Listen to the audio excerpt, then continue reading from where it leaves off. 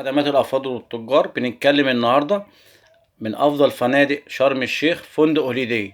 النهاردة بجيب لكم الحقيقة الكاملة عن فندق هوليداي شرم الشيخ. الفندق عموما جميل والخدمة بتاعته محترمة.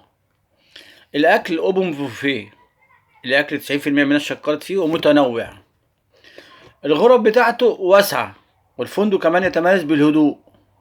أسعار الفندق ممتازة، وفي عروض برضو هكلم لكم عليها، هقول لكم أسعارها النهاردة.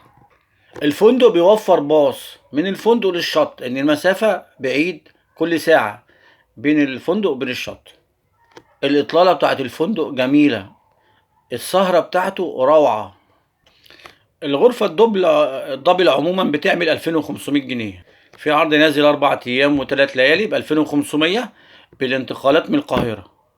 عموما التليفونات بتاعته الخط الساخن 876 3010 876 3010. الخط التاني 069 360 1391 069 360 1391. برضو الفندق في بعض مشاكل صغيرة، في تطويل في الاستلام وانت بتستلم، تسكين مش سريع.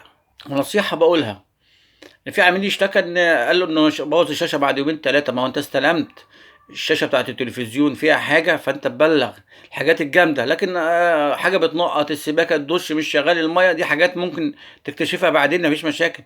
لكن اول ما استلم ابص على التكييف شغال ولا لا، ابص على التلفزيون، ابص على السخان، ابص على في حاجة متكسرة في الشقة، العفش، السراير جامدة او كده، لازم ابص على الحاجات دي.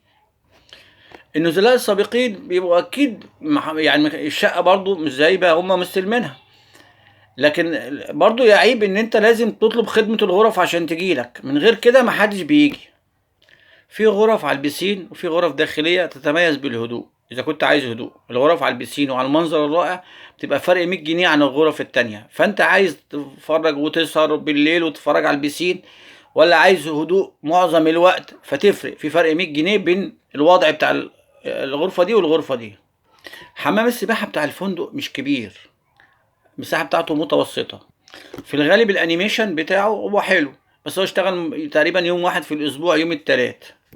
اهم حاجة بتكلم عليها، الناس بتبذل مجهود وتستجيب للاتصال بتاعكم، الاهتمام بصيانة ونظافة الغرف.